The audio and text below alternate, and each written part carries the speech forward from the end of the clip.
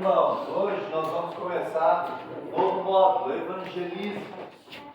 Provavelmente a aula de hoje será uma das mais importantes, certo? Porque ela vai tratar do que é o evangelho, certo? Então, o evangelismo é a entrega da mensagem da salvação. Vamos lá, meu irmão. Vamos ver o que evangelismo não é, certo? Evangelismo não é convidar para ir na igreja. Convidar para ir na igreja é uma coisa boa, continue fazendo, certo? Eu convido as pessoas para virem na igreja. Eu sempre digo, ali naquela igreja, sobe ali o morro, certo? Mas isso não é evangelismo. Porque eu posso convidar 1000 pessoas e ao final as 1000 vão para o inferno porque eu não dei o evangelho. Imagina eu chegando no céu e Deus dizendo, e por que eu não pregou? Eu preguei. Não, tu convidou para ir na igreja, é diferente, certo? Evangelismo não é falar sobre como a tua igreja é boa, certo? Não é. E eu falo, tá bom, meus irmãos? Eu falo, a nossa igreja lá é boa, é fiel, é bíblica. Você pode continuar falando, deve, certo? Faça a propaganda da nossa igreja. Mas isso não é evangelismo. Você tem que saber que isso não é evangelismo. Você pode falar isso para 1000 pessoas, nossa igreja é muito boa, e ao final das contas essas 1000 pessoas podem ir para o inferno, porque você não deu o evangelho para elas. Vamos lá, Evangelismo não é falar sobre como é bom o teu pastor. E eu falo isso, pastor de lá é uma bênção, é bíblico, é fiel, é um pastor que lê a Bíblia. Eu falo bem assim, tenho falado isso, o nosso pastor não é um pastor que lê a Bíblia, tá? Né? E só que eu posso falar isso para 1000 pessoas e ao final elas vão para o inferno porque elas não ouviram o evangelho. Isso não é evangelismo. Evangelismo não é fazer promessas de prosperidade, certo? Aceite Jesus, vá na igreja e Deus, daí você vai ver que Deus vai prosperar, você vai ser uma bênção. Tudo vai acontecer de bem na tua vida. Não é isso, não é evangelismo. Evangelismo não é fazer promessas de cura, certo? Vocês já ouviram esse tipo de coisa? Aceite Jesus e vai curar tudo, né? Essas pessoas devem ser imortais, né? Não sei porque elas morrem depois, certo? Elas estão pregando uma coisa que não acontece. Quero abrir um parênteses aqui. Se Deus quiser, Ele pode te curar. Ele tem o poder para isso. E Ele cura algumas pessoas, certo? Ele cura até os ímpios, tá? E se Deus quiser, Ele pode fazer você prosperar também. Ele faz acontecer. Ele prospera sim, mas se Ele quiser, certo? Ele faz prosperar até os ímpios. O sol nasce para justos e injustos, diz a palavra de Deus, né? Então tá, fechando parênteses. Evangelismo não é prometer bênção na família. Sim, Deus pode abençoar a tua família, mas ainda não é o evangelismo, certo? E Ele pode, com certeza Deus abençoa as famílias, mas isso ainda não é evangelismo. Evangelismo não é convidar para um encontro de homens. Ontem nós tivemos o futebol. Quando eu convido alguém, vamos lá no futebol, né? Que nem o pastor me disse, convida lá o Luiz, nosso vizinho. Convidei ele. Ainda não é evangelismo. Mas agora a gente faz esses convites para que a pessoa venha e daí aqui ela vai ser evangelizada. Percebe? Certo? Né? A gente estava conversando com o pastor, nós precisamos pegar. Ontem, as mulheres que não sabem dessas coisas, ontem teve o mega futebol dos homens. Show de habilidade lá. Oi?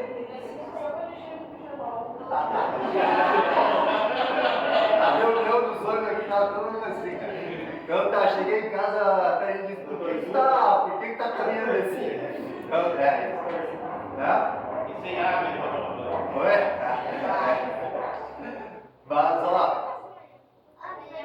queremos que, eu estava conversando com o pastor sobre isso, nós queremos convidar homens para ir nesses eventos. Não é para jogar bola. Jogar bola é o menos importante. Vai ter reunião depois da bola aqui. E aqueles que vierem na reunião aqui depois da bola, podem ouvir a palavra. Como o sobrinho ontem do André, né? Esse é o alvo. A gente às vezes promove pequenas coisas para o evangelismo lá na frente. É o evangelismo que deve ser o alvo. Reunião de mulheres, é tão bonito, é tão gostoso, que a gente quer que venham mulheres de fora. Por que a gente quer? Para comer bolo? Não. Para dar o evangelho para ela. Reunião de homens, por que a gente quer chamar para comer churrasco? Não é churrasco, isso aqui é maravilhoso, né? Para dar o evangelho. É esse que tem que ser o nosso alvo, tá? Então, evangelismo não é dar uma Bíblia e mandar ler, né? Ó, tá aqui uma Bíblia, ó, leia, vai ser salvo. Não é evangelismo, né? A pessoa pode ler a Bíblia inteira e não entender o caminho para a salvação. Vamos ver o próximo? O que você faria se a ordem fosse ide e fazei catadióptricos? Né? Se a ordem fosse essa, que Jesus deu para os seus discípulos: vão e façam catadióptricos. O que vocês fariam? Eu ia missionário. Oi? Eu ia missionário. Olha, o primeiro passo como? Primeiro passo.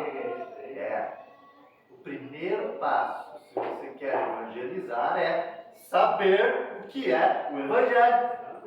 Porque para fazer catadióptricos, tem que saber o que é esse negócio. Porque se eu não sei, mas saio muito louco, eu vou fazer, vou cumprir essa ordem. O que deve ser? Não sei, deve ser uma música. Eu vou fazer uma música, né? Até aqui, olha a música aqui. Não, mas isso não é catadióptricos, né? Só por curiosidade, catadióptricos é aquelas luzinhas, tu queria falar?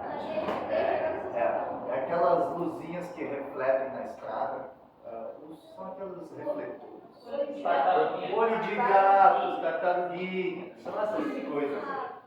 É isso aí. Né? Então vamos lá. Na próxima, primeira coisa para eu poder pregar o Evangelho é saber o que é o Evangelho. Então, no dia de hoje a gente quer explorar o Evangelho. No próximo, o que é o Evangelho? A palavra grega euangelion significa boas notícias, ou boa mensagem, ou uma novidade boa, é uma notícia. É uma boa notícia que será dada por uma pessoa, né? Qual é a boa notícia? A notícia da reconciliação entre Deus e o homem através de Cristo. Essa é a boa notícia. A notícia de como reconciliar essas coisas que a gente tem visto aqui, né? Nas doutrinas que a gente viu até agora, nos módulos que a gente viu que o homem está afastado de Deus por causa do pecado. Precisa acontecer uma reconciliação. E é com essa notícia que você vai dar que é capaz de acontecer essa reconciliação. Vamos ver esses dois versículos? Um voluntário para ir em Romanos 5, do 8 ao 11, lá o irmão Douglas. Davi pode ir em 2 Coríntios 5, 18 a 19.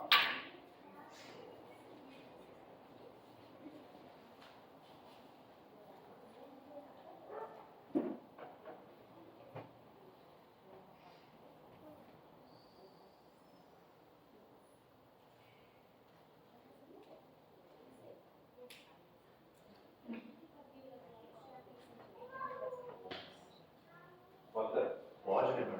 Mas Deus prova o seu amor para conosco em que Cristo morreu por nós, sendo nós ainda pecadores. Logo, muito mais agora, sendo justificados pelo seu sangue, seremos por ele salvos da ira. Porque se nós, sendo inimigos, fomos reconciliados com Deus pela morte de seu Filho, muito mais, estando já reconciliados, seremos salvos pela sua vida. E não somente isto, mas também nos gloriamos em Deus por nosso Senhor Jesus Cristo, pelo qual agora alcançamos a reconciliação. Amém. Ainda que a palavra evangelho não apareça aqui, mas ali ele fala sobre a mensagem do evangelho, que Cristo morreu por nossos pecados e reconciliou.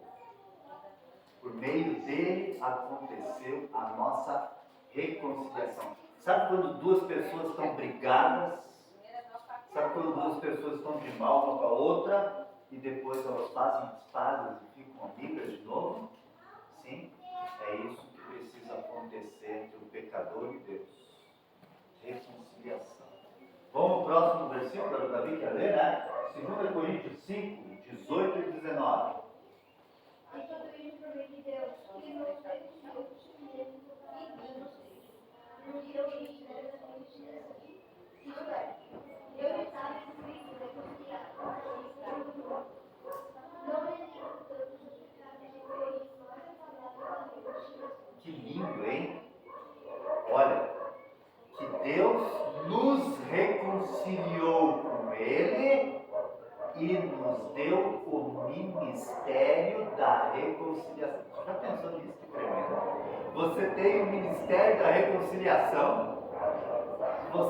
Se você é salvo, você tem o ministério da reconciliação entre o pecador que é inimigo de Deus e você pode dar a mensagem que é capaz de fazer com que esse pecador que é inimigo de Deus seja amigo de Deus.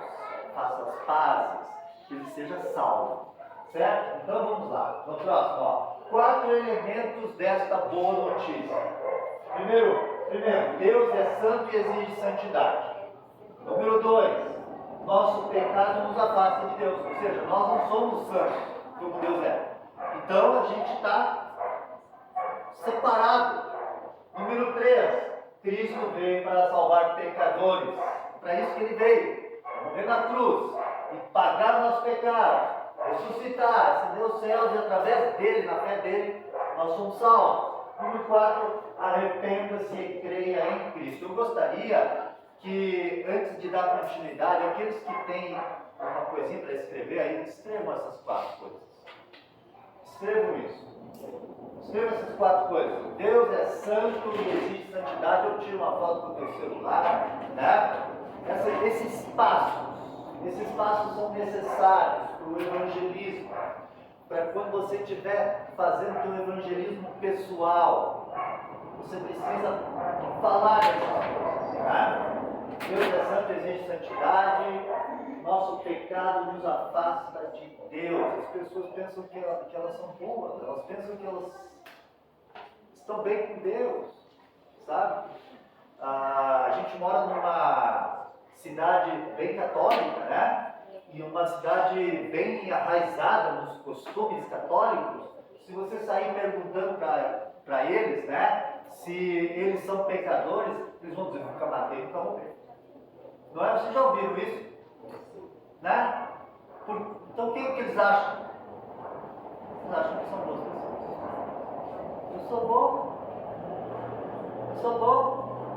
Mas eles não sabem que eles são pecadores que estão muito longe de um Deus santo e que eles merecem o inferno. Então, todo mundo tirou foto lá? Esses 4 elementos no evangelismo, você pode fazer o evangelismo em 30 segundos, 1 minuto, dependendo do tempo que você tem, certo? Ou você pode fazer em 1 semana ou em 1 mês essa mesma mensagem, certo? Nós temos, a gente usa, eu e a Karine, um estudo bíblico de 5 lições, é 1 por semana, isso vai levar mais que 1 mês, para dar essa mensagem. Mas às vezes na parada de ônibus, tem que dar em 30 segundos. É a mesma mensagem. Então vamos lá. Número 1, nós vamos ver esses 4 elementos hoje. Número 1, Deus é santo e exige santidade. Nós fomos criados por um Deus santo que não é. Esse Deus exige a nossa obediência e adoração. E é totalmente correto viver debaixo das suas ordens, servindo-o e o adorando, pois a Ele devemos a nossa existência, a nossa vida e o nosso sustento. Ele tem direito absoluto sobre nós. Ele não é um amigão apenas.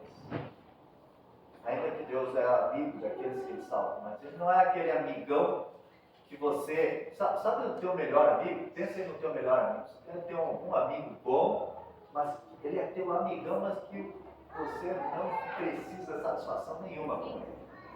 Que ele não manda na tua casa, que ele não manda no teu dinheiro, que ele não manda em ti. Sim, mas com Deus é diferente, tá? Não é o mesmo nível de amizade. Vamos ver esse versículo? Gênesis 1:1, quem vai pegar? Aqui. Gênesis 2, 16 e 17. Gênesis 2, 16 e 17. Não pode brigar na igreja. Aqui o irmão Diego. Gênesis 1, 26 a 30, pastor. Atos 17, aqui.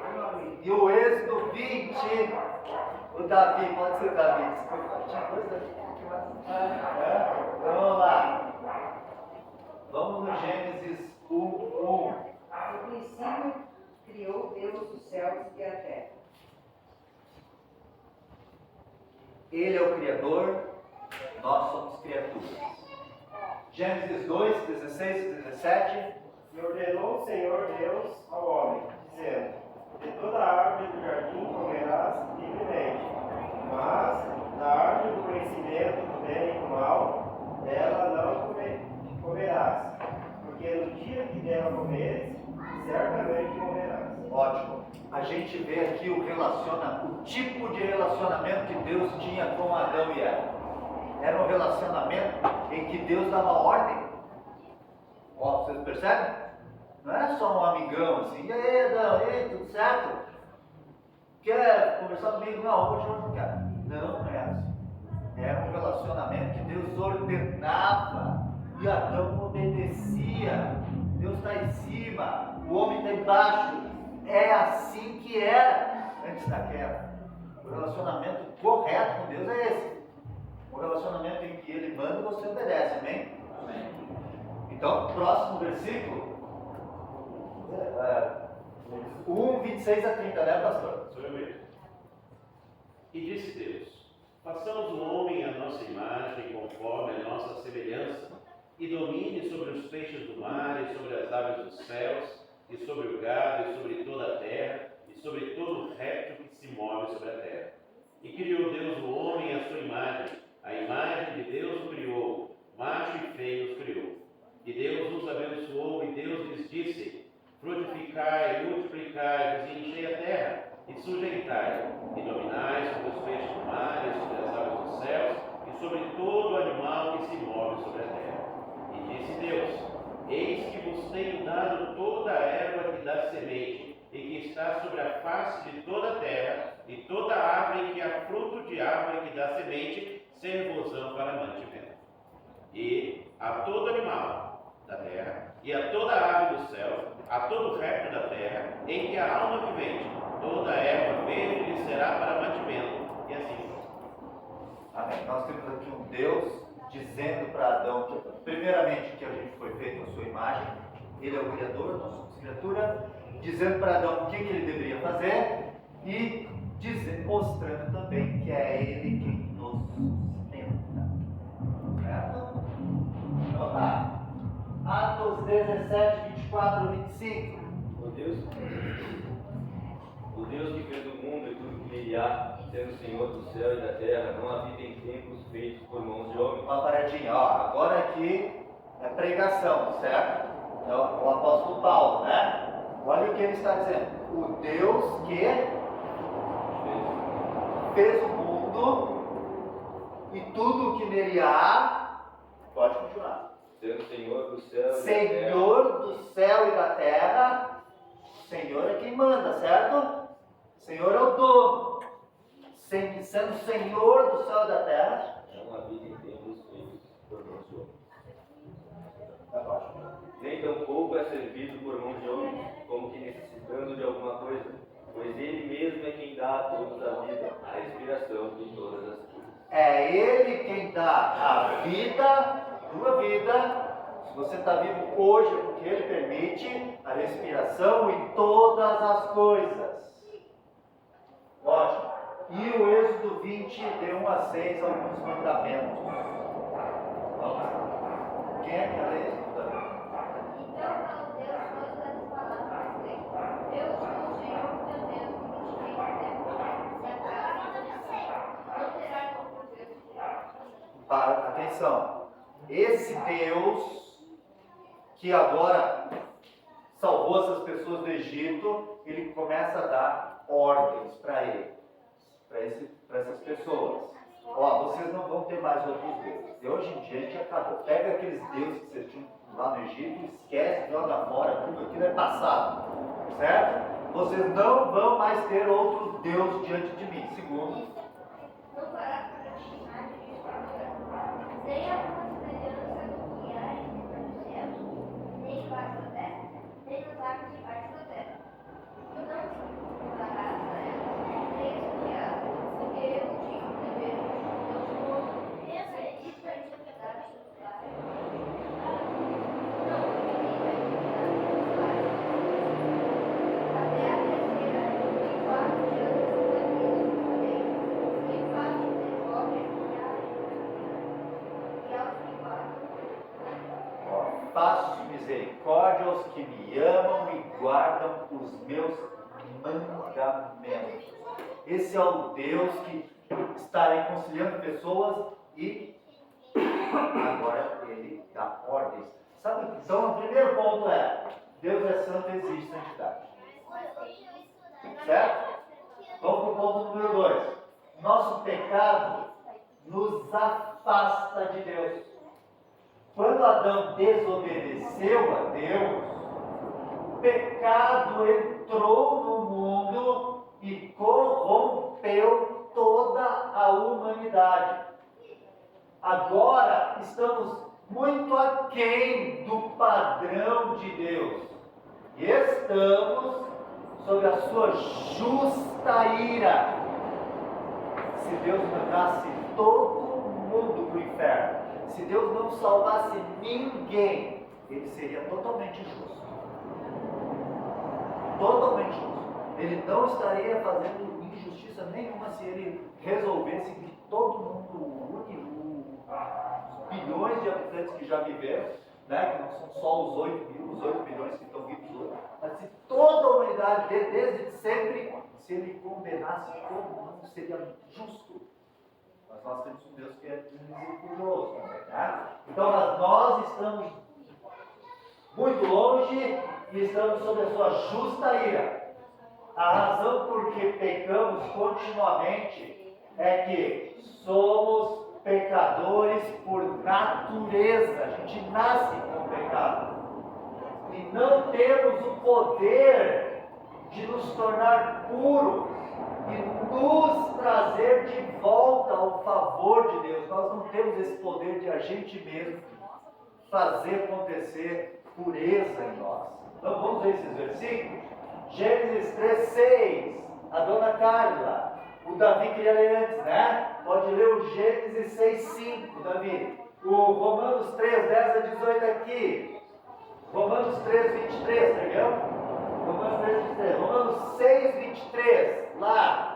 Um dos meninos lá atrás, pode ser o Isaías 64, o Alexandre, pode ser. Isaías 64:6, lá. Tá? Vamos ver o Gênesis 3:6? E viu a mulher que aquela árvore era boa para se comer, e agradável aos olhos, e árvore desejável para dar entendimento. Tomou do seu fruto e comeu, e deu também a seu marido, e ele comeu com ela. Ótimo. Está mostrando aqui quando eles desobedeceram a Deus. Todos entenderam, né? O relacionamento correto é: Deus manda, você obedece. Mas ali, Adão e Eva, que ainda não tinham pecado, e Eva desobedeceu a Deus. Tinha a palavra de Deus aqui, dizendo não coma, e a palavra de Satanás aqui, dizendo pode comer. E ela ouviu Satanás, desobedeceu. Então, o próximo, Gênesis 6:5. Daí o pecado entra no mundo e agora a gente vai ver o resultado disso. Gênesis 6:5. E viu o Senhor que a maldade do homem se multiplicar sobre a terra e que toda a imaginação dos pensamentos de seu coração era só má continuamente. Isso. Esse é importantíssimo esse versículo para você no teu evangelismo pessoal. Esse é um bom para memorizar, tá? Viu o Senhor que a maldade do homem se multiplicara e que toda a imaginação dos pensamentos do seu coração era só má continuamente. Vocês conseguem perceber a importância desse versículo? Ó, quando vocês estiverem fazendo evangelismo, você não pode deixar a pessoa que está sendo evangelizada pensar que ela é boa. Senão você não vai fazer o evangelismo correto. O senhor é um colega meu, e acho injusto, né, que Deus vai julgar aqueles que não ouviram a palavra de Deus, que sabem, através do ouvido, ouvir a palavra de Deus. Então ele, mas como é que pode? Os índios nunca ouviram lá e eles vão morrer sem ter culpa, né? Eu digo, não, porque nós somos gerados de Adão. Então, através de Adão, nós somos todos condenados pelo pecado. Né? Daí que aproveitar e embarra também, né? Já que ele quer saber quando ele vai, aproveitar quando ele vai. Conversamos longamente e também passamos um livro aqui, um romance para ele.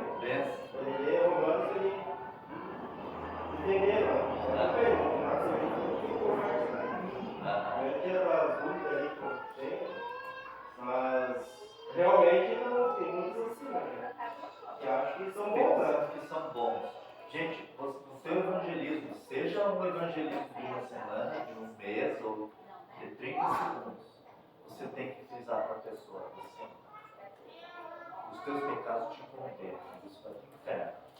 Como é que a gente prova para ela? Como? Como é que a gente pode provar para ela? Então, pastor, vou dizer uma coisa para você, né? Pela palavra, nós vamos falar o que a Bíblia diz, certo? A gente não precisa usar argumentos, a gente pode, né? Mas a gente tem que confiar que quem vai operar isso é o Espírito Santo. Quem vai operar o entendimento, a fé, a compreensão é o Espírito Santo. Porque a gente pode dar os melhores argumentos do mundo e a pessoa não crê. Certo? Se o Espírito Santo não estiver agindo junto, não vai acontecer. Então, meu irmão, pode falar. Mas só dizer para ela o que tu já pensou hoje. Todo mundo de pensamento. Uma vez numa reunião de homens lá na casa do pai, eu disse o pastor enfatizando que não existe nenhum bom, daí que é só por Cristo que a gente é salvo, daí ele perguntou para o pastor, não, então ninguém vai para o céu, ele compreendeu isso, mas mesmo assim não foi o suficiente para ele ter Cristo. Mas, então, ó, eu argumento, mas já aconteceu de dar os melhores argumentos do mundo inteiro. Os mais assim, que você pensa assim, não tem como escapar dessa. Nem na bola, né? Se o Espírito Santo não estiver agindo, ele não vai acontecer. Então, o nosso papel é falar, é dar algo para ele. Nosso papel é dar algo para ele. E deixa o Espírito Santo agir. Nessa ocasião que o Douglas estava dizendo, eu lembro que eu falei que nenhum mentiroso entrará no reino do céu. E aí eu perguntei para ele se ele era mentiroso, ele por que isso? Aí eu perguntei se você nunca fez nenhuma única mentira. Ele, então você é um mentiroso aos olhos de Deus. Então essa é levar a pessoa a entender que pela lei de Deus, ela não está perfeita. Se ela mentiu uma única vez, se ela pensou mal uma única vez, se ela olhou para onde não devia uma única vez, Ela é suficiente para ela ser condenada. E aí ele coloca ela numa situação que ela precisa de Cristo. Exato. Mas mesmo assim, com esses argumentos, aquele indivíduo lá, infelizmente, ele chegou à conclusão que ele era pecador por causa disso, mas mesmo assim não foi. E é uma Isso mesmo. Né? Agora eu lembrei que eu já falei para homens, disse assim, ó, quando você mente no posto de renda, é mentira. Aquilo é muito chocante. Então tá. Isso foi Romanos 6,5, né? Romanos 3, 10 a 18. Quem aqui ia ler esse? Pode ter. Pois está escrito, não há um justo em que se quer, não há ninguém que reina, não há ninguém que busque Deus. Todos se extraviaram e juntamente se fizeram inúteis. Não há quem faça bem, não há nem quem só. A sua garganta é a terra, rigorosamente. Pensou em odiar-se que está debaixo dos seus lábios, cuja boca está cheia de maldição e amargura. Os seus pés são ligeiros para derramar sangue. Em seus caminhos há destruição e miséria, e não conheceram o caminho da paz. Não há temor de Deus diante de seus olhos. Isso. Irmãos, essa é uma passagem clássica também para mostrar para o pecador que ele é um pecador. Então, eu costumo usar o Romanos 3,10. Não há um justo nem sequer.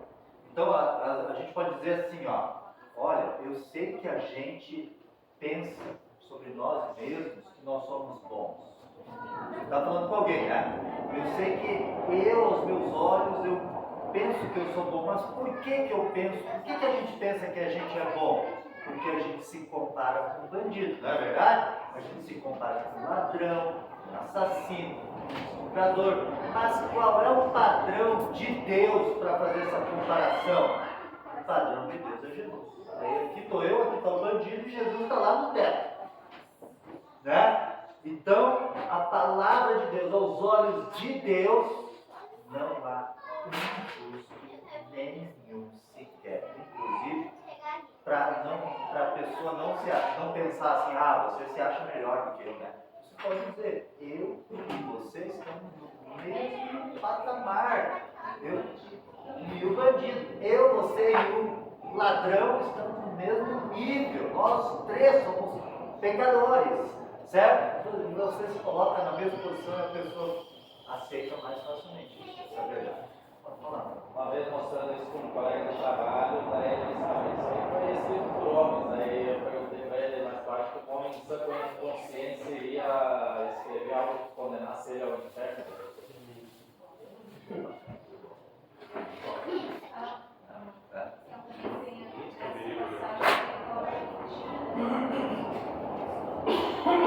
Você faz o bem e as pessoas têm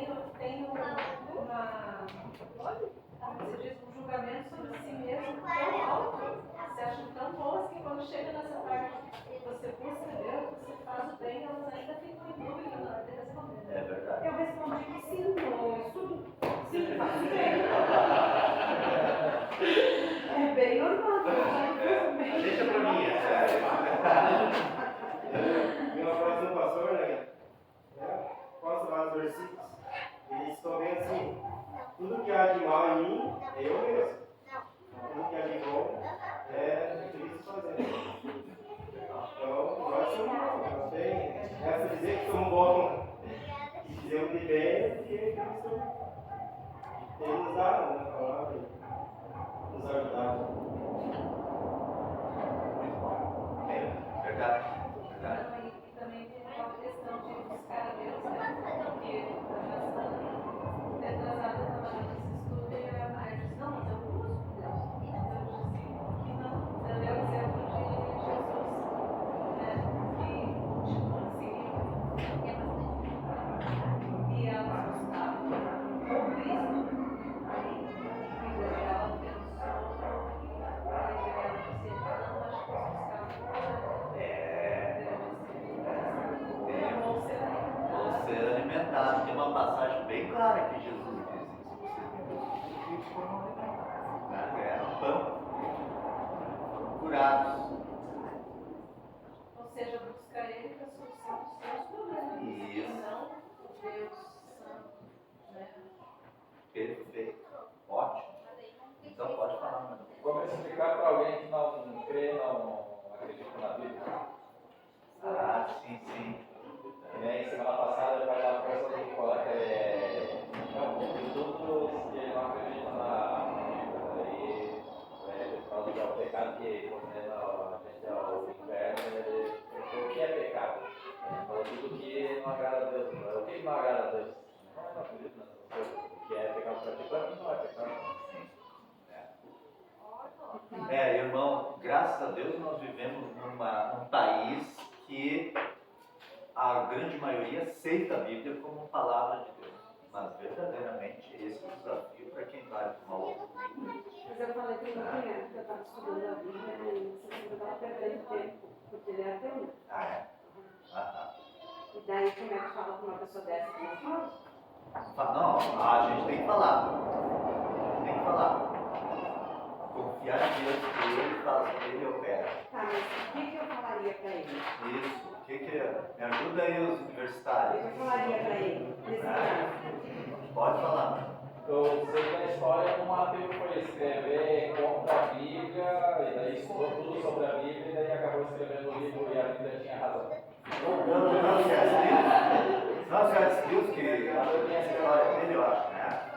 Ele foi desafiado a escrever um livro contra a Bíblia.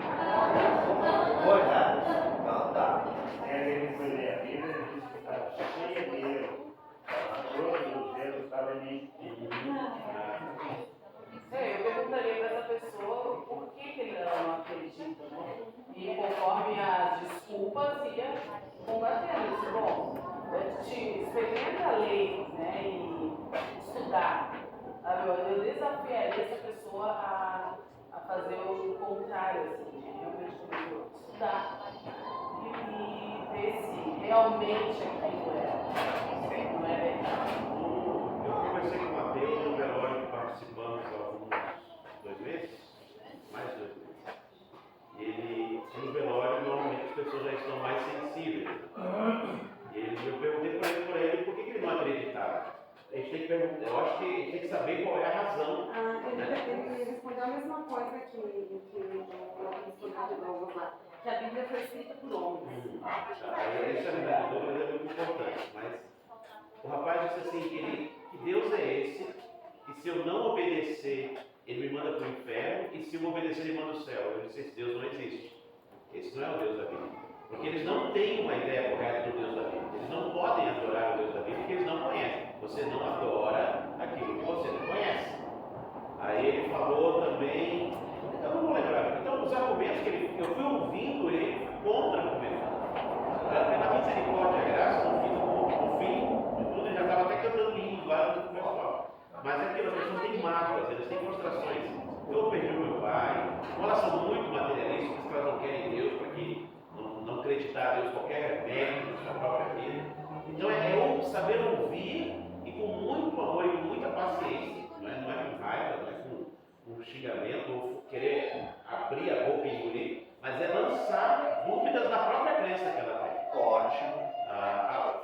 Você não tem filhos?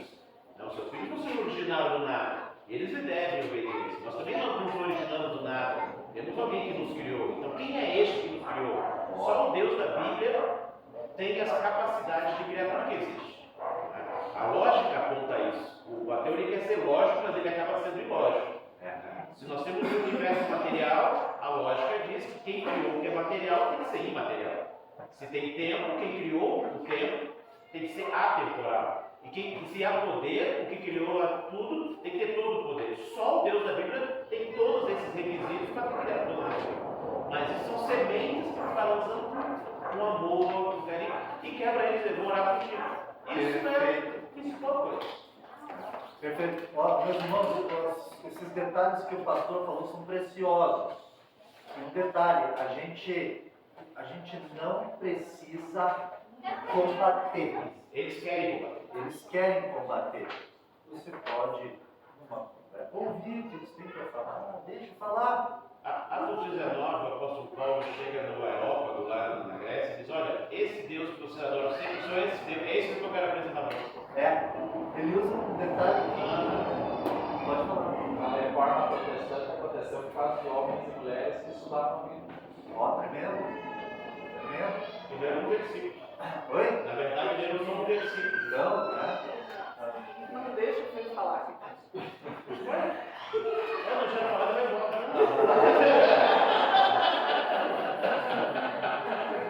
Quando diz que a vida foi escrita por homem, no coração que ela foi escrita por homem. Foi? Mas inspirada por Deus. Claro. Irmão, Eu vou dizer o argumento que eu uso, então, né? Eu digo assim, olha, mas a Bíblia foi escrita por homens. Sim, é verdade.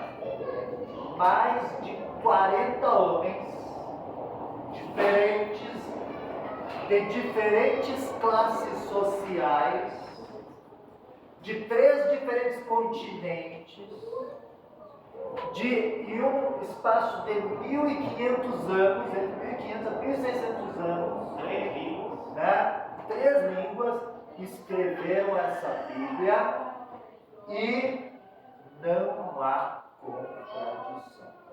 Tudo se encaixa perfeitamente. Então, se eu, você e mais um, nós 3, vamos combinar uma coisa aqui, vamos escrever alguma coisa? Vamos. E a gente fosse escrever, nós 3, íamos entrar aqui. Uma contradição. Mas como é possível essas 40 pessoas escreverem? Não há contradição, é porque existe um Deus guiando aqueles escritores. Esse é o argumento que eu uso quando eles dizem que para crer na Bíblia, certo? Esses dias eu estava vendo sobre isso, daí eu fui vendo argumentos, né? Argumentos que usaram em Mateus, e daí eu vi que, como livro histórico, o Novo Testamento tem 98% de autenticidade e ele tem possibilidade de verificação dos manuscritos originais. Então, se a pessoa não crê sendo um livro, digamos, religioso, né, a gente pode usar o argumento não, mas ele é um livro histórico. Então, se você gosta de história, se você acredita na ciência, dá para usar algo assim. A Bíblia é um documento, ela é muito bem estabelecida, né? Crítica pessoal, história. Todos esses grandes filósofos, a gente não tem originais deles, Platão, Aristóteles, todas essas pessoas em Deus hoje não se tem, nem, e o que tem não é comparado à história a Ilíada de Homero, tantas coisas que as pessoas amam hoje em dia, comparado com a Escritura, não são nada. Se alguém disser, mas a Bíblia foi mudada pela Igreja Católica, vocês já ouviram isso? Ou foi formada. Pode dizer um não bem claro. Não. Tem manuscritos em museus no mundo inteiro. Tem manuscritos nas línguas grego e hebraico que estão lá guardados no mundo inteiro, para que a gente possa ver. Há mais de 1.600 manuscritos da Bíblia do Novo Testamento. Olha, é muita coisa. É documento. É ter documento guardado em museus, né? Então, e tem disponível na internet fotos desses documentos. Então tá. Qual foi o versículo que a gente parou? A gente parou no Romanos, agora o próximo é Romanos 3, 23, se não me engano. Romanos 3, 23, quem é que pegou esse?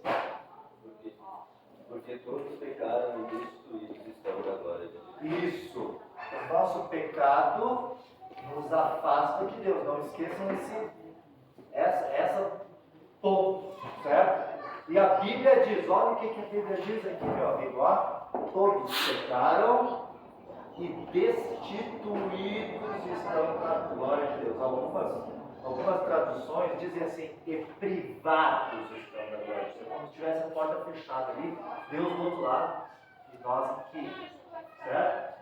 Romanos 6, 23, só a primeira parte, quem é que ia ler esse? Leia lá só a primeira parte, minha irmã. Porque o salário do pecado é a morte. Aí tá bom. O salário do pecado, nosso pecado nos afasta de Deus. As pessoas gostam de falar de merecimento, né? Mas eu mereço o céu. Eu nunca matei, nunca roubei. Qual é o salário do pecado? salário é uma coisa que a pessoa merece, certo? Quem vai no trabalho de manhã, acorda de manhã cedo. Qual é que é o seu turno, meu irmão? Conta para os irmãos. Que hora o senhor começa? 18 até as 12h27. Até as 2h27 da madrugada. Né? Certo? 5, 18 da tarde, todo mundo está dormindo, o irmão está trabalhando. Ele merece receber o salário dele no final do mês. Salário é o que você merece. Qual é o salário do pecado? Morte. Então você estabelece para a pessoa, nesse ponto, você estabelece, ó, a Bíblia diz que você é um pecador. E a Bíblia diz qual é o teu salário. A morte. Você merece morrer. Não é apenas morte física, mas morte espiritual. Certo? E o Isaías 64:6 lá, Alexandre? Mas todos nós somos como um, todas as nossas justiças como o trapo da imundícia. Isso mesmo. Né? O trapo da imundícia tem duas possibilidades aqui do que seria esse trapo da imundícia naqueles tempos. Né? Uma possibilidade é os panos que as mulheres usavam quando elas estão nos seus dias de separação, certo? Eles não tinham absorvente, então eles usavam pano. Imagine você oferecendo isso para Deus. Nossa, olha o que eu tenho feito de bom. É nojento, né? Para Deus é. Ou a outra possibilidade, o que seria esse trapo de imundícia? É um pano que você enrola a pessoa leprosa, certo? E depois você desenrola e chega aquelas feridas nojentas aqui, assim. Olha o que eu tenho feito de bom, né? Olha as minhas justiças, olha como eu sou bom, olha eu ajudo os pobres, eu não faço, nunca matei, nunca roubei, olha aqui, Senhor. É como um trapo de imundícia, essa confiança nas nossas obras, né? Então, nós somos pecadores. Nosso pecado nos afasta de Deus. E esse ponto é tão importante. Pode falar. Eu lembrei de um detalhe. Estava conversando com uma ali no Mercado Livre, ela é uma cumeira, né? E aí ela disse que quem vem na igreja é tudo ignorante e lunático e que nós sofremos uma lavagem cerebral. Responderam para mim aqui, né, e questionar cada um seu estudo e tal, para ver, né, fala assim, tudo ignorante, não é gente estudar, né? E uma das coisas que ela disse, mas antes disso ela já tinha que contar que ela tinha feito um trabalho para a vizinha, né, ela odeia a vizinha. Aí ela me disse assim, que ela era uma pessoa boa e que ela não ia, nós conversamos sobre isso, né, que ela era uma pessoa boa, não fazia mal para ninguém. Eu disse, mas como não faz mal para ninguém se você faz um trabalho para você? Então, quer dizer, ela é uma pessoa boa. Aí ela disse, não, mas ela faz isso aqui. Eu disse, não, nós estamos falando de ti, não importa como ela faz. Aí ela quis mudar de assunto porque ela acha que eu sou... Não, sou fanática. E ele se julgou, mesmo ela fazendo trabalho para a vizinha, ela se julgou. Porque ela não só o que pode fazer, entendeu? É doido, né? Doido, é maluco. Muito doido, não tem como conversar. Alguém gostaria agora de tomar uma aspirina? Quem gostaria? Alguém quer uma aspirina agora? Quem quer? Por que vocês não querem uma aspirina agora? Não está de dor de cabeça. Atenção, ó. A pessoa que não está com dor de cabeça, ela não quer aspirina. Né? A pessoa que não está doente não precisa ter remédio. Né? Então, do que adianta você oferecer Jesus para uma pessoa que acha que não precisa de Jesus? Do que adianta você mostrar Jesus para alguém que diz, eu sou tão bom? Ó, eu já estou indo para o céu. Jesus morreu lá na cruz, mas não foi por mim. Eu sou bom, nem tenho pecado. Percebe? Então, ó, você percebe a importância desse ponto que, para mostrar de Jesus, a pessoa tem que ter necessidade de Jesus. Senão, Jesus não serve. Que bonito, Jesus não é mais. Você percebe? Ó, eu já ouvi de movimentos de crescimento da igreja que ensinavam assim, ó, você não pode ficar pregando sobre o pecado, porque isso afasta as pessoas. Você tem que pregar coisas boas, coisas alegres, que façam a pessoa se sentir bem, que a pessoa venha, se sinta feliz. A gente acha que é bom. Que goste de estar aqui conosco, não pregue de pecado, que isso afasta a pessoa. Você vai encher um prédio, vai encher de gente aqui e depois vai todo mundo junto pro inferno. Não é. É uma mentira. E isso é uma mentira. Não serve para nada que você não vai nunca falar do pecado das pessoas. Não serve. Você percebe que tem que falar do pecado das pessoas? No evangelismo tem que mostrar para o teu amigo, teu vizinho, teu parente, que ele é mau. Que daí sim Jesus vai ter alguma, sabe? A Bíblia está falando todos pecaram. Se não fosse para falar de pecado, a Bíblia não ia falar, né? Certo? Tem que falar esse ponto. Vamos lá. Vamos no número 3. Cristo veio para salvar pecadores. Agora sim, esse ponto fala. Agora esse ponto é importante. Porque você mostrou para ele que ele é mau. Agora sim. Ó, Jesus é Deus Filho, que se fez homem para salvar pecadores, conforme o propósito eterno de Deus Pai. Ele viveu como homem, cumpriu toda a lei de Deus e morreu na cruz para pagar pelos pecados de muitos. Ressuscitou dos mortos, ascendeu ao céu, está assentado à destra da majestade nas alturas, de onde reina sobre a criação. Vamos ler esses versículos? João 10:10. João 10:10 aqui. Hebreus 4:15 ali. 1 Coríntios 15, 3 e 4, 1 Coríntios aqui, e o Hebreus 1, 3. Vamos ver esses lá, né? Um dos manos saiu. Tá? Eu só sei os nomes deles, os dois estão juntos e um está de óculos. Tá? Vamos lá então, vamos ver o João 10:10. O ladrão não vem senão a roubar, a matar e a destruir. Eu vim para que tenham vida e a tenham com abundância. Isso. Para isto, Jesus veio. Atenção, gente. Ponto importante aqui, ó. Nossa fé não é apenas a fé na morte de alguém que morreu para pagar o nosso pecado. Mas é sim na morte dele também, que faz parte, mas na pessoa de Cristo. Ó, vocês sabiam que testemunhas de Jeová também acreditam na morte de Jesus para pagar o pecado? Vocês sabiam disso? Eles acreditam. Eles até falam na morte substituta, mas eles não acreditam que ele é Deus. Então, não vale. A gente vai ver alguns versículos. Deus operando a sua obra redentora. Então, ó, Jesus está dizendo: eu vim para que tenham vida, que a tenham em abundância. Vamos ver, Hebreus 4:15. Não temos um sumo sacerdote que não possa compadecer-se das nossas fraquezas. Porém, como nós, em tudo foi tentado, mas sem pecado. Esse é o nosso sumo sacerdote. Em tudo foi pecado, mas sem pecado. Ninguém está abaixo, não é só isso mesmo. Então tá. Ótimo. Esse é o nosso sumo sacerdote. Próximo, 1 Coríntios 15, 3 e 4.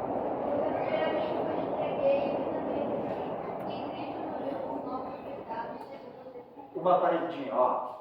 Cristo, e essa palavra Cristo, a gente já viu, ela envolve saber que Ele é o ungido, que Ele é Deus, que Ele é o prometido no Velho Testamento. Então olha a mensagem aqui que o apóstolo Paulo está embarcando aqui, que é Cristo, prometido, Deus, prometido no Antigo Testamento, ungido para reinar, Deus morreu por nossos pecados. Que mais? Segundo que estava no Antigo Testamento. Que mais? Ó, não é só a morte, mas ele também ressuscitou ao terceiro dia, segundo as Escrituras. É só até aí? Né? Perfeito. É para isso que Cristo veio. Em Hebreus 1:3. O qual, sendo o resplendor da sua glória e a expressa imagem da sua pessoa, e sustentando todas as coisas pela palavra do seu poder, havendo feito por si mesmo a purificação dos nossos pecados, assentou-se à destra da majestade nas alturas. Isso.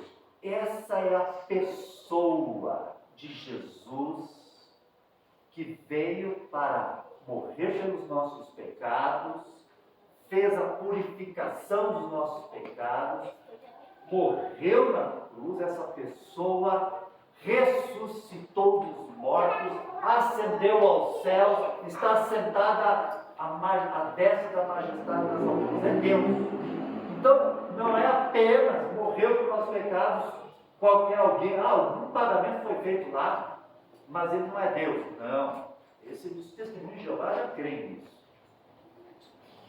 Tem que acreditar na pessoa de Jesus como Deus. Na próxima, agora vem aqui, ponto número 4. Arrependa-se e creia em Cristo. Arrependa-se e creia. São duas coisas. Fé é repousar a sua confiança em Jesus como Deus e em sua obra redentora para salvar o pecador. Isso é fé. Essa é a fé exigida. Atenção, não é a fé que ele pode fazer você prosperar. Não é a fé que ele pode ajudar na tua família. Não é a fé que ele pode curar o teu braço. É a fé no que ele fez, em quem ele é e no que ele fez. Essa é a fé que Deus quer. Essa é a fé que é capaz de salvar. Arrependimento é mais do que tristeza por causa do pecado, por causa de uma falha. Estou triste. Não. É uma mudança de mente e coração. Uma nova vida de negar-se a si mesmo e servir ao Rei dos Reis em vez de servir a si mesmo. Isso é o arrependimento. Ó, arrependimento é meia volta. É 180 graus. É mudar, certo? Então vamos ver esses versículos. Ó, João 8, 23 a 24 aqui. João 3, 14 a 21. Lá, Davi, viu como você tem o nome aí?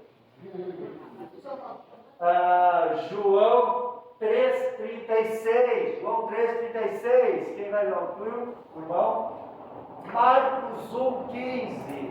Marcos 1,15. O irmão? Atos 3,19. Atos 3,19. Lá, Mateus 3, de 1 a 3. Mateus 3, de 1 a 3 aqui.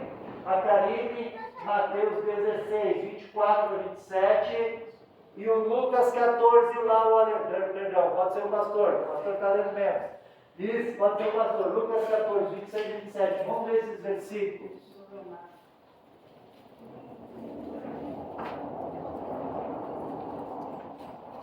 Quem é que vai ler o João 8, 23 e 24?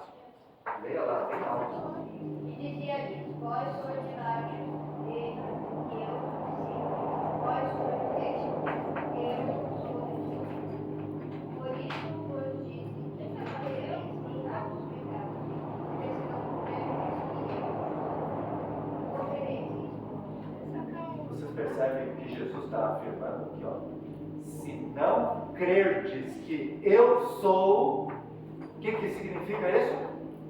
Eu sou Ele é Deus. Se vocês não acreditarem que eu sou, vocês vão morrer em vossos pecados. Estão percebendo que Jesus está falando? Não é apenas um sacrifício, é Ele, a pessoa dele. Se você não acreditar, não tem salvação se você não acreditar que Jesus é Deus. Ele é exato, lembra lá na sarça ardente? Moisés, quem é o Senhor? Como é teu nome? Eu sou. Jesus, quando eles ouviram isso, eles bem sabiam que Jesus estava falando. Né? O João 3, 14 a 21. E como Moisés levantou a serpente no deserto, assim importa que o Filho do Homem seja levantado, para que todo aquele que nele crê não pereça, mas tenha a vida eterna. Uma paradinha. Ó, como Moisés levantou a serpente no deserto? Na haste. Estão lembrados? Na haste, uma serpente que olhasse para ela ia ser curada. Assim importa que o Filho do Homem seja levantado. Onde? Na cruz. Para que todo aquele que nele crê não pereça, continua, mas tenha a vida eterna. Porque Deus amou o mundo de tal maneira que deu seu Filho unigênito, para que todo aquele que nele crê não pereça, mas tenha a vida eterna.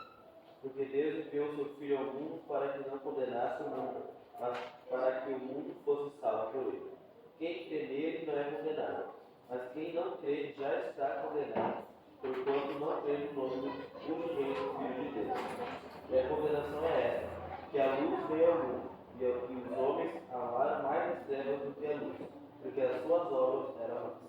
Porque todo aquele que fez o mal aborrece a luz, e não veio para a luz, para que as suas obras não sejam reprovadas. Mas quem pratica a verdade vem para a luz, a fim de que as suas obras sejam manifestas, porque são feitas em Deus. Toda essa passagem aí, ela está colocando ali um pouquinho de fé e arrependimento. Vocês perceberam? Ó, ele não veio para condenar o mundo, mas para salvar. Quem crê nele tem a vida eterna. Mas quem não crê, não verá a vida. Ele é a luz. Por que as trevas não vêm para a luz? Para que as suas obras não sejam reprovadas. O que isso quer dizer? Que eles querem continuar fazendo as más obras. E o que a luz exige? Arrependimento, mudança. Sim? Vamos ver o que mais. Esse foi João 3, né? João 3,36.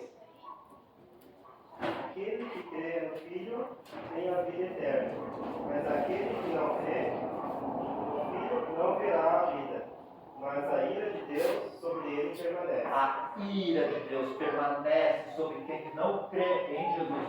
Marcos 1,15. Devo estar com Deus, recorrendo em Deus está próximo. Arrependei-vos e crede. Olha a mensagem. Arrependei-vos e crede. Atenção, irmão.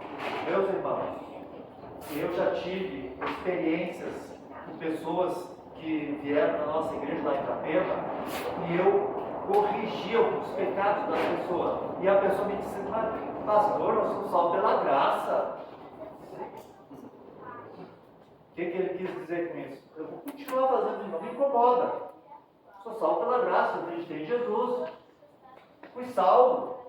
Uma salvação barata. Lembra? O que Deus vem fazer no pecador? Transformar, né? Deus vem mudar.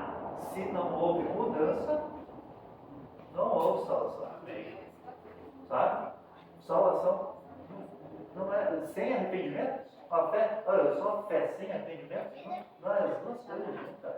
Arrependei-vos e crede no Evangelho. Atos 3,19. Arrependei-vos, pois, e convertei-vos, para que sejam pagados os vossos pecados e venham assim os tempos do refrigério pela presença do Senhor. Arrependei-vos, convertei-vos, né? Uma conversão, muda de direção, certo? Para que sejam apagados os pecados. Esse foi o Mateus 3, né? Mateus 3, 1 a 3. Mateus 3, 1 a 3. E naqueles dias apareceu João Batista pregando no deserto da Judéia, e dizendo: Arrependei-vos, porque é chegado o reino dos céus. Porque este é anunciado pelo profeta Isaías, que disse: Vós clama no deserto, preparai o caminho do Senhor, endireitai as suas veredas. Arrependei-vos, né? Esse foi Mateus 3, né? Mateus 16, 24 a 27. Então disse Jesus aos seus discípulos: Se alguém quiser vir após mim, renuncie-se a si mesmo, tome sobre si a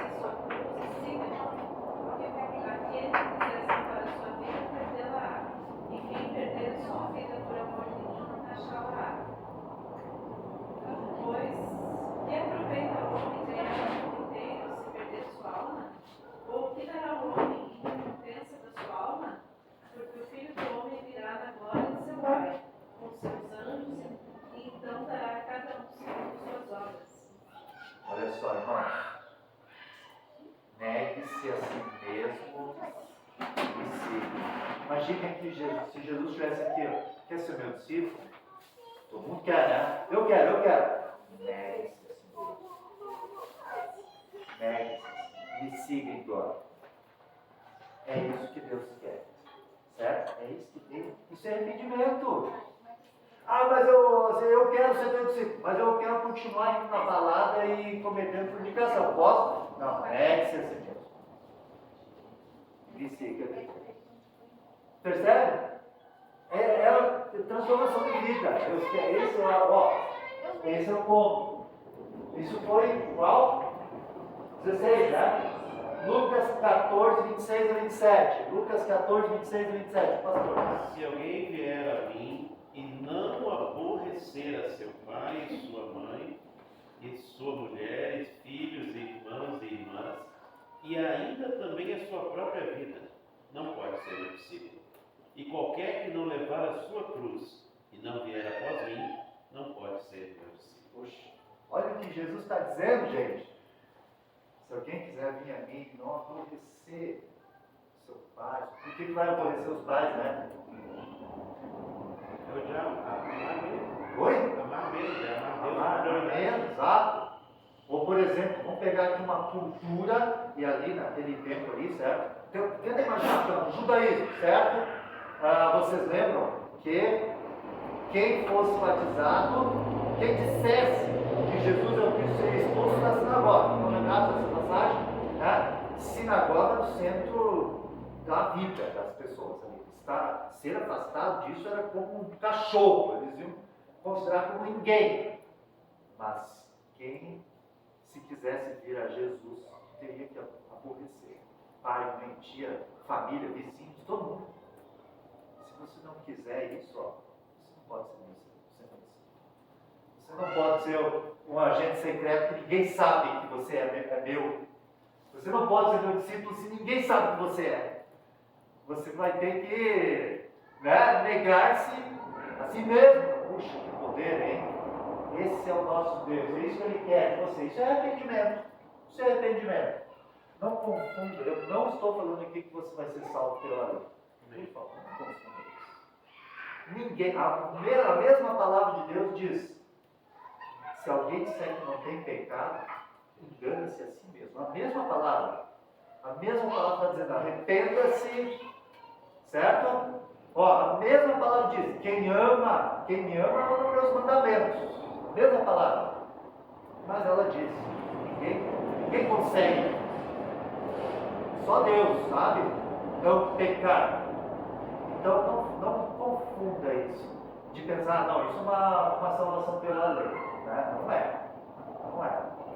Nosso Deus, se fosse pela lei, teria que ser perfeito e não precisava Jesus morrer na cruz. Percebe? Se fosse pela lei, não precisava Jesus. Entender? Certo? Sim, né? E não tinha esperança nenhuma, né? Não tinha esperança nenhuma. Ninguém consegue cumprir toda isso. Ninguém consegue cumprir tudo. Mas arrependimento é você querer cumprir aqueles mandamentos, tá? É você saber, por exemplo, uma lei, não roubarás. Eu não quero, mas roubar. Arrependimento é isso. Arrependimento é não, mas é impossível, Alguém vai dizer, mas é impossível você nunca roubar. Então, vamos lá praticar aquele crime que ele tinha planejado. Isso não é arrependimento. Conseguir mostrar é que isso às vezes confunde. Alguém pode pensar que eu estou pregando aqui uma salvação pela lei. Mas não é. Jesus morreu pelos nossos pecados. As pessoas também têm que provar que planejar um assalto não é nada, né? Agora vamos supor assim, pega um grupo de tomar de trabalho maquinário. Isso já é um roubo. Então as pessoas acham que é só uma coisa grandiosa. Não. Entende? Nas pequenas coisas. Nós cometemos a infração da lei. Isso. A pessoa devolveu R$5 a mais no troco no mercado. Nossa, mas era tão bom isso, né? E a pessoa viu aquilo, pegou, guardou. É roubo, gente. É Até roubo. porque vai pagar o funcionário. Exato. Então tá. Mas é perguntas, né? O Senhor Jesus com as moedinhas lá. Roubando. Roubou? Roubando. E a Bíblia não diz o ladrão, né? Chama de ladrão.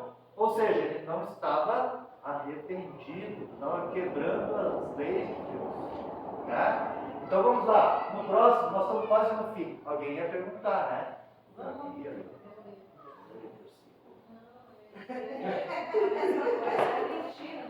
Ah, sim.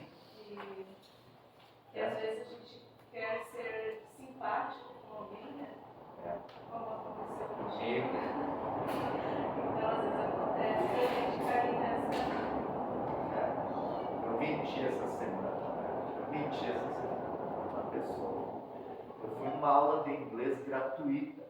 Certo? Que é uma coisa gratuita, né? Eu não levo nada, né? Injeção na testa gratuita, vamos lá. Então tá. Eu fui na aula de inglês gratuita e a aula era horrível. Eu acho que o Davi sabe mais inglês que a professora. Mas daí no fim da aula, ela perguntou, e aí, o que achou da aula? Boa! Depois eu cheguei em casa e disse, eu menti hoje. Porque, cara, eu expliquei isso tudo, mas é mentira. E ela sabe, ela disse, podia ter dito assim, olha, não é bem o que eu estava esperando, né? Tem um jeito verdadeiro de falar uma coisa sem que você precisa mentir. Exato.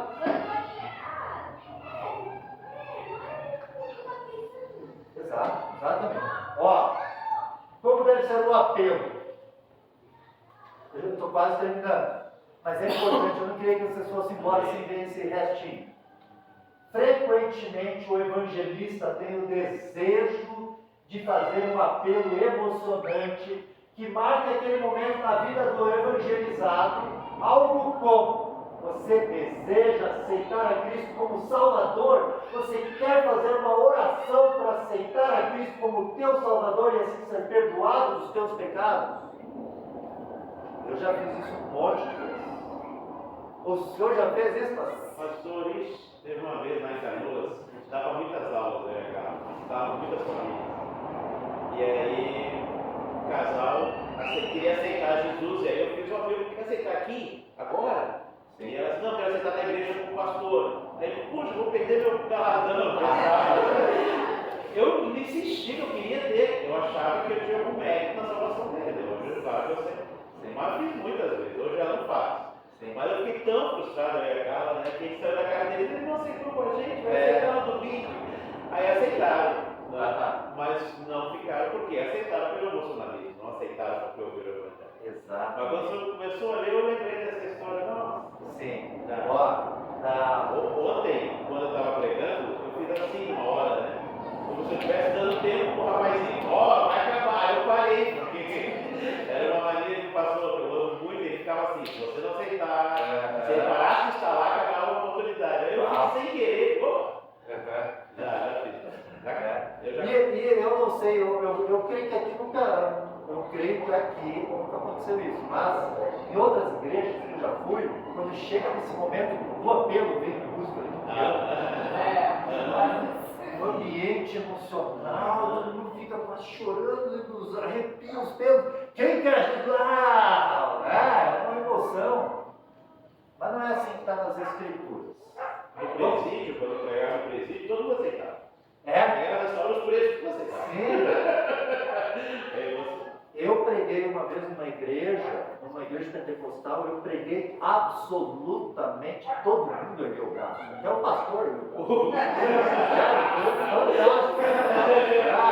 Eu até botei isso no meu relatório naquela época. Salveu uma igreja inteira.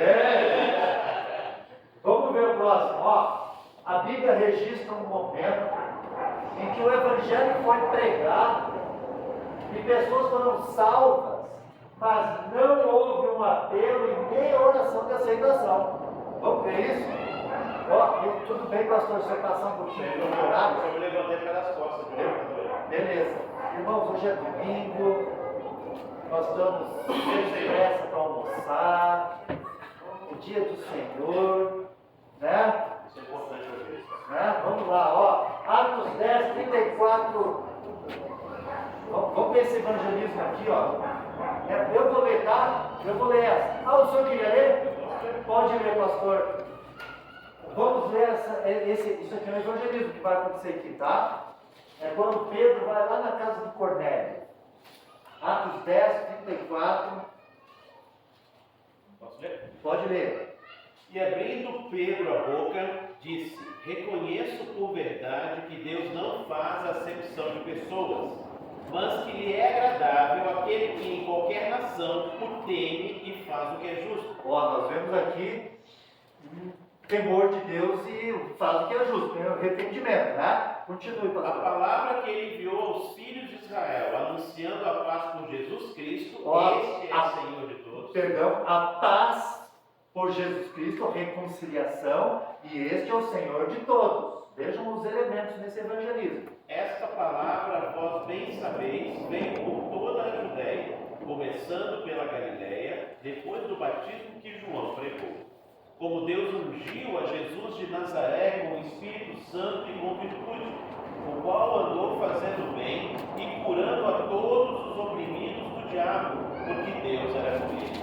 E nós somos testemunhas de todas as coisas que fez, tanto na terra da Judéia como em Jerusalém, ao qual mataram, pendurando-o no madeiro. Ó, aqui temos a morte, certo? Aqui temos a morte dele no madeiro. Continue, pastor. A este ressuscitou Deus ao terceiro dia e fez que se manifestasse, não a todo o povo, mas as testemunhas que Deus antes ordenara a nós, que comemos e bebemos juntamente com ele, depois que ressuscitou dos mortos. Ó, aqui nós temos a ressurreição dos mortos. Ei, olha quantos elementos nesse evangelismo aqui que a gente viu até agora, né? Continue, pastor. E nos mandou pregar ao povo e testificar que ele é o que por Deus foi constituído, juiz dos vivos e dos mortos. A este dão testemunha todos os profetas, de que todos os que nele creem receberão o perdão dos pecados pelo seu nome. Olha aí, ó. Quem crê nele recebe perdão de pecados, certo? E agora vamos ver o que aconteceu. Ele deu o evangelho completo, sim? Vamos ver o que aconteceu. E dizendo Pedro ainda essas palavras, caiu o Espírito Santo sobre todos os que ouviam a palavra. Ó, eles foram salvos. Foram salvos. Não teve apelo e nem teve oração para essas pessoas, nem oraram aceitando a Deus. Elas, o que aconteceu? Elas se arrependeram e creram. Esses dois pontos. Arrependimento e fé. Vamos ver agora o outro. Ó. Em outro caso, depois do evangelho ser dado, aparece algo parecido com um apelo. Mas não é um convite, é uma ordem para o arrependimento e fé. Vamos ver isso? Atos 2, 36 a 38. Deixa que eu leio para a gente correr aqui, ó. Atos 2, 36 a 38 diz assim, ó. Depois da pregação de Pedro, né? Aquele lance, aquele momento em que as pessoas entenderam cada um na sua língua, ali no Pentecostes.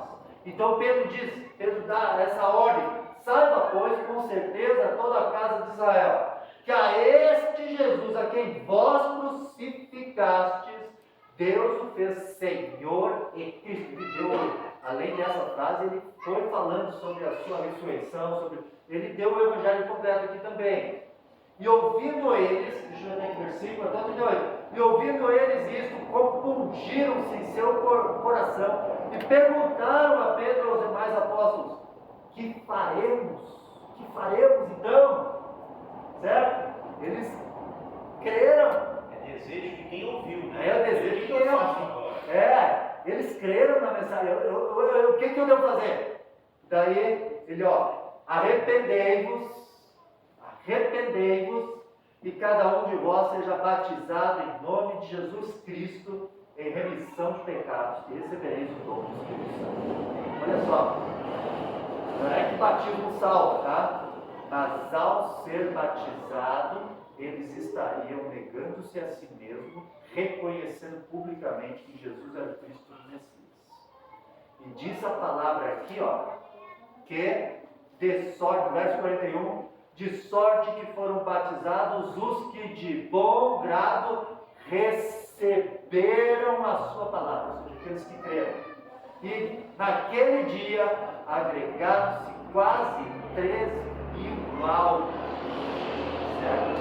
Agora, ó, no próximo. Atenção, evangelista, esse é o último slide. Esse é o último slide. Atenção, evangelista. O poder de salvar almas é de Deus. Ele vai salvar aqueles que Ele escolheu. Amém? Não é teu poder. Não é teu poder. Não é meu poder. É dele. Ele vai salvar. Então, atenção. A salvação não depende da qualidade do teu apelo. Certo? Olha, vou lá, minha irmã, que bênção te ver. Deus é maravilhoso. Deus Só é bom. interromper um pouquinho só, gente. Eu estava presa no trânsito lá, muitas coisas aconteceu e aí Deus mandou um abençoado que mora aqui no bairro. E daí ele deu carona. O ônibus está lá e não sabe nem que horas que vai conseguir. Deus é maravilhoso. Vamos fazer um pudim para comemorar. Gente, Sim, mas ó, a salvação não depende. Eu já tive pensamentos que dependiam. eu também, Mas não depende da qualidade do teu apelo. Não precisa de um Pedro, nem fez apelo nenhum, gente. Ele deu algo para eles crerem. Tá? Então, mas sim do arrependimento e fé. E olha o que vem em parênteses, que vem de Deus. Esse arrependimento e fé. Então, isso deve te encorajar. Isso deve te encorajar, sabe? Dá para falar. Ó, não sabemos quem são os escolhidos. Nós não sabemos. Nós não sabemos. Eu já ouvi assim, eu já ouvi falar, pessoas me dizendo, aquele ali nem adianta, tá? Ele é um traficante, ele é do mal mesmo, nem adianta falar por aquele ali. Só que a Bíblia coloca todo mundo no mesmo nível, porque eu não sou melhor que o traficante. Certo? É todo mundo igual para Deus. Então, nós não sabemos quem são esses escolhidos. O nosso papel é pregar. Nosso papel é pregar. Todo o resto é efetuado por Deus para a sua glória. Amém? É Ele quem convence. Você não precisa ter medo assim, mas essa mensagem vai ofender em vez de salvar. Não precisa ter esse medo. Essa mensagem vai afastar da nossa igreja, ninguém mais vai vir. Não precisa ter esse medo. Ou eu não sei falar direito. Não precisa ter esse medo. Você pode falar, olha, você é um pecador, você precisa se arrepender. E crer em Jesus, que Ele pagou o teu pecado lá na cruz e Ele é Deus. Arrependa-se dos teus pecados e crê em Jesus. Olha, só 10 segundos esse evangelismo. Deus é capaz de esperar. Tá? Deus é... Então, confia no poder de Deus, meus irmãos. E você não precisa ter algo do tipo assim, salvei 10 nessa semana. 10 ergueram os braços comigo. Não precisa dessas coisas. Amém? Oi? Mas é claro. Quando tu pensa que é curtir, é muito pesado. Claro. Vamos tirar esse fardo de cima de nós. Né?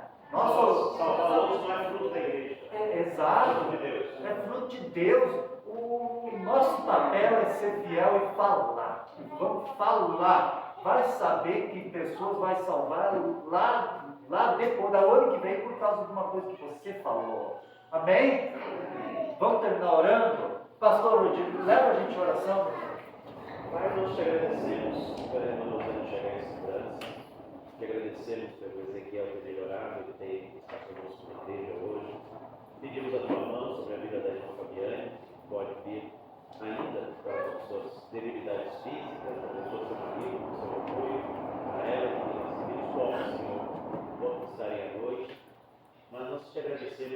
especialmente, Pai, pelo Teu Evangelho. Evangelho que nasce nos céus e é pregado na terra. Evangelho que transforma pecadores que não são arrependidos, impendentes, e pecadores arrependidos, salvos pela graça, e que agora são aceitos diante do Senhor por causa do amado Jesus Cristo. Dá-nos, Deus, este prazer de anunciar essa verdade tão preciosa, que Deus em Cristo salva até mesmo o pior dos pecadores.